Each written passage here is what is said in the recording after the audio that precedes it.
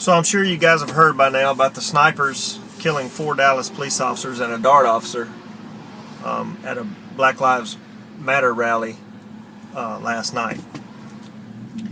Let me put this in perspective for y'all.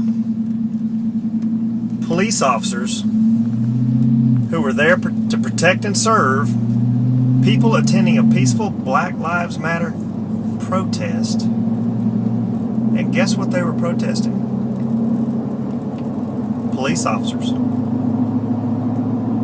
So one suspect was killed with a bomb robot, and they've got like 3 others in custody. But the details of the shooting are not what I want to talk about. I want to talk about why this is happening in America.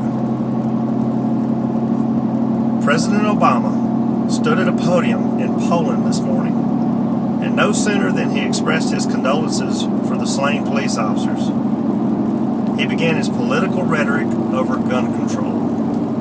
This piece of shit president still wants to take your right to own a gun away from you. He wants everybody in the country to believe that stricter gun control is going to solve our country's problems with gun violence. No, Mr. President, getting rid of you will help solve the problem with these senseless shootings. We need leadership in the White House. We need a president who respects law enforcement. We need a president who doesn't stand before his teleprompters and make excuses for criminals and terrorists. You make me sick, Obama, and I would die a happy man if I could just bitch slap that smirk off your face. Another problem we have is we got groups like Black Lives Matter who seem to have forgotten that all lives matter. All these groups do is divide us when we should be uniting together to solve the country's problems. All these groups are just organized hate groups who probably get money from rich politicians who thrive on racism in America.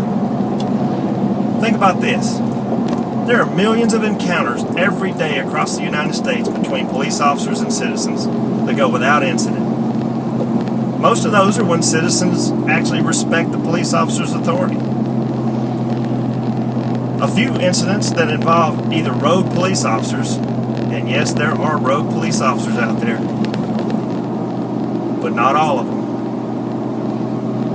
or those criminals who force the police officers to get violent. Those are the ones you see blasted all over TV and social media.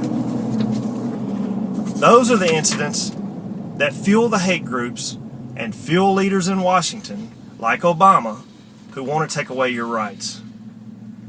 To condemn all law enforcement for these incidents is senseless.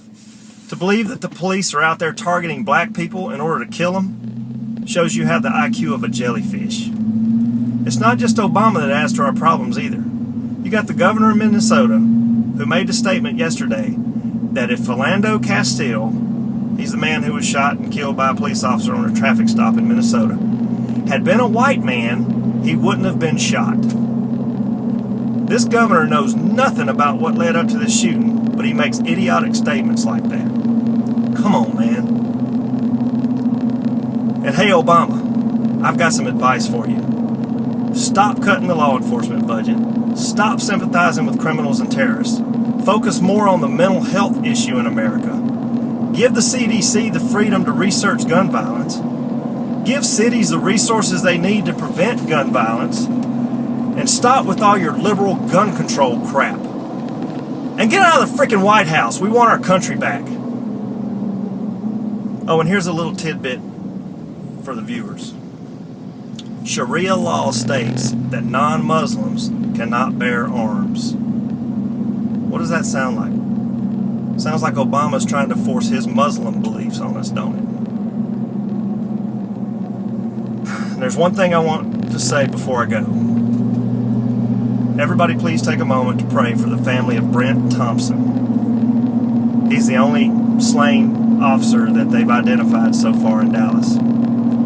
This man was 43 years old. He just got married a few weeks ago.